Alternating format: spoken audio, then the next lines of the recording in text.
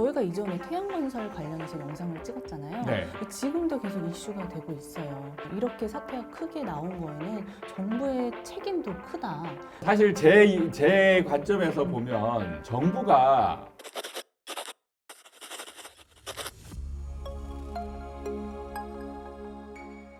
반갑습니다. 아파트 사이클 연구소 소장 이현철입니다. 배짱입니다. 반갑습니다.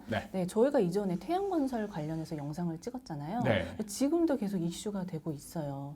이게 뭐 자구안을 더 내놓아라, 뭐 이제 더 열정적인 모습을 보여라, 막 이런 식으로 되게 화제가 되고 있는데요. 네. 그 와중에 또 이런 얘기도 있는 것 같아요. 이렇게 사태가 크게 나온 거에는 정부의 책임도 크다. 그러니까 정부를 좀 비판하는 의견도 많은 것 같아요. 그래서 네. 이번엔 좀 그 얘기를 해볼까 하거든요. 네.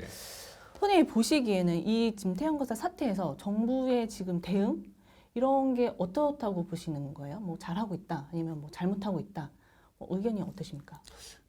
뭐 제가 사실 정부를 비판하고 뭐 이렇게 하는 거는 좀 조심스러운 측면이 없지 않아 있는데 물어보시니까 하시는 말씀을 또 과감하게 또 하시잖아요. 네. 사실 제 관점에서 보면 매우 뭔가 좀 불만족스러운 입장은 있어요. 그건 뭐냐면 정부가 어떤 정책을 취함에 있어서 일관성 있는 태도는 중요한 부분이거든요. 네. 그런데 보면은 어떤 사안마다 그 일관성이라는 게 굳이 보이지 않고 어느 한쪽 면에 좀 치우친 측면이 있지 않나, 이런 측면이 보이는데, 윤석열 정부가 들어서면서 얘기했던 게 이제 일종의 시장주의거든요. 네. 정부가 간섭을 거의 안 하고 좀 시장이 흘러가는 대로 놔두면 자정작용에 의해서 시장은 안정될 수 있다, 이런 얘기들을 많이 했는데, 이게 이런 정책을 일관성 있게 쓰면 차라리 그 가치관에 의해서 가는 거니까 우리는 예측이 가능하고, 저런 기조로 가는 거니까 우리가 어차피 저런 정권을 뽑았으니까 그렇게 가겠지라고 하는데, 이게 거꾸로 가는 느낌이 드는 게 네.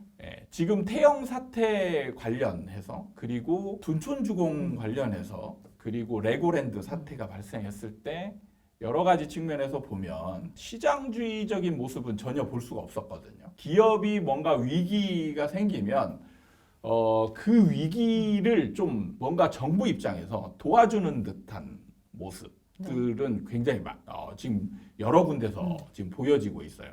시장주의라는 거는 어떤 위기가 생겼을 때 그 위기가 터져야 이게 이제 시장에서 이런 것들은 터지니까 조심해야 되겠구나, 이렇게 하는데, 정부가 자꾸 간섭을 해서 도와주거나 조금 이렇게 약화시키거나 이런 모습, 그리고 이런 태도들이 보여지면 그 당사자들 입장에서 과연 조심할 필요가 있나?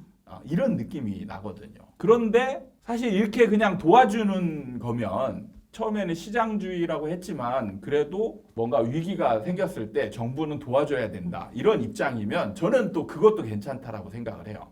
그것도 뭐 어느 정도 나름 일관성 있는 책임 있는 자세가 될 수 있으니까. 근데 기업한테는 도와주는 모습들이 있고 개인한테는 방관하는 자세거든요.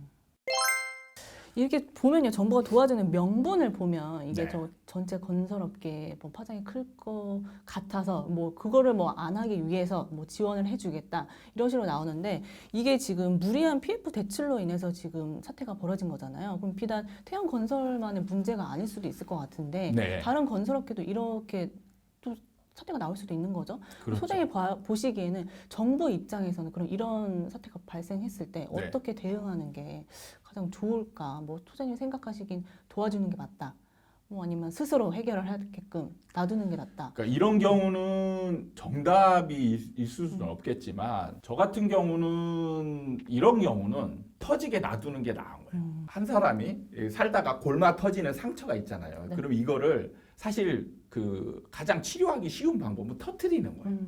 터트리고 나서 고름을 짜낸 다음에 그 다음에 이제 약 바르고, 네. 그렇게 하면은 여기에서 면역 체계나 이런 것들이 작용을 해가지고 더 튼튼한 살이 돋아오잖아요. 그러니까 시장도 마찬가지라고 생각을 해요. 시장이 상승장일 때 돈을 더 벌기 위해서 무리한 투자를 한 거거든요, 건설사들이. 네. 그러니까 여기에서 분명히 우리는 지금 시장이 사이클을 반복하고 있거든요. 그런 거를 경험을 하고 했으면은 2020년, 21년도에 이런 상승장, 폭발적인 상승장이 있을 때는 그 다음에 반드시 하락장이 오겠구나. 그러면 기업들은 스스로 PF 대출이나 이런 것들을 좀 보수적으로 대처를 하고 이렇게 해서 줄여야 됨에도 불구하고 막 키워간단 말이에요. 그 일면에는 정부가 도와주겠지.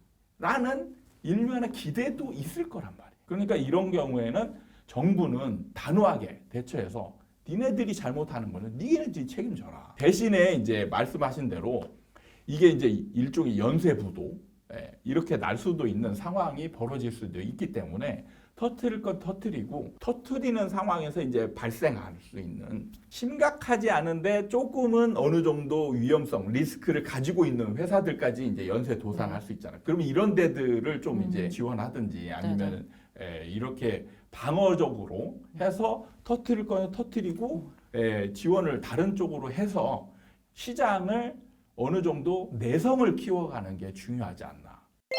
그러니까 저는 이 사태와 관련해서 기업만 이렇게 얘기한 게 아니에요. 제가 전세 사기 관련해서도 피해자들이 정말 안타까운 건 맞는데 정부가 이 전세 사기 피해자들을 그냥 대대적으로 지원만 해서는 절대 안 된다. 그게 왜 그러냐면 전세 사기 피해자들, 사기 피해자들 같은 경우가 나중에 보면 스스로 조심해야 될 부분이 있거든요. 그래서 위험하다 감지가 되면 회피를 해야 되는데 정부가 계속 도와주면 이 사람들 회피를 하지 않아요.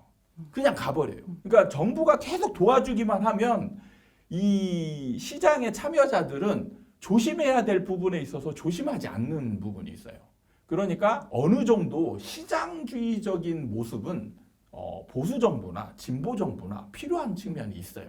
그러니까 저는 완전한 시장주의를 얘기하는 건 아닙니다. 절대적인 시장주의를 택했을 때 그 부분에서 자유로울 수 없는 부분들이 있어요.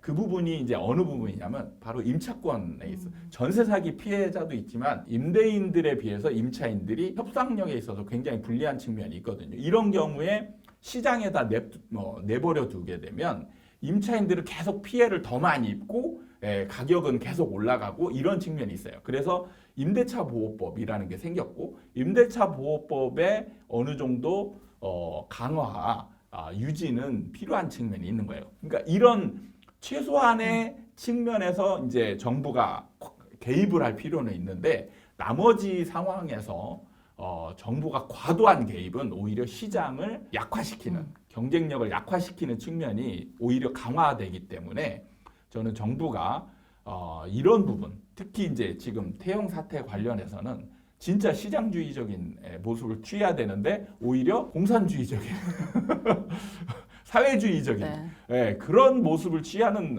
아이러니에 있어서 저는 굉장히 지금 정부가 잘못하고 있는 게 아닌가 이런 생각이 들어요. 알겠습니다. 오늘은 이 태영건설 사태가 장기화되면서 이거에 또 어떻게 대응하느냐에 따라서 또 정부의 입장을 또 비판하는 얘기가 많아서 얘기를 많이 했던 것 같아요. 무엇보다 일관성 있는 정책이 가장 중요하고 과감할 땐 또 과감해야 되고 도와줄 때는 이게 더 큰 문제가 발생하지 않는 방향으로 도와주는 게 중요하다라고 또 정의하면 될 것 같아요. 네, 오늘 시간 이렇게 마무리하겠고요. 오늘도 저희 아파트 사이클 연구소 채널을 사랑해주신 여러분께 감사드리고 다음에 도움이 되는 영상을 가지고 또 찾아뵙도록 하겠습니다. 감사합니다.